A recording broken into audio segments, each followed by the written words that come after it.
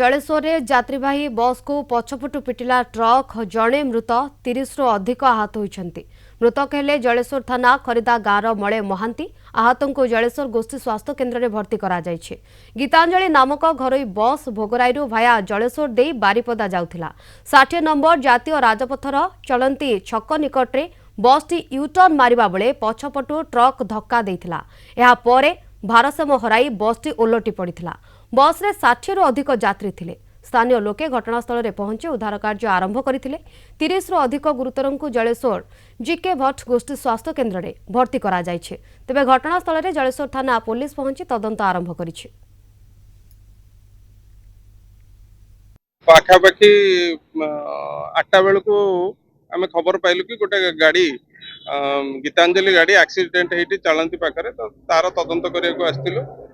जहाँ देखा गाड़ीटी आमर जलेश्वर रु टुआर्ड समर्दा रोड तार राजघाट रे टाइमिंग थिला 7:30 बेले से टर्न कला बेलू ये पछपटू गोटे ट्रक आसिक एक्सीडेंट माने डैश करिछि जोथि कि एक्सीडेंट होती।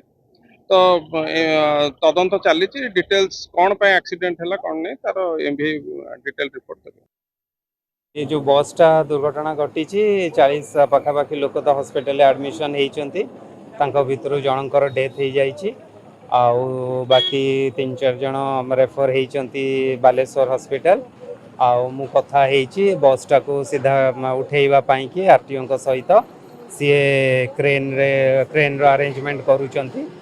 तो गोटे बड़ क्रेन पठेले बस को उठेवा।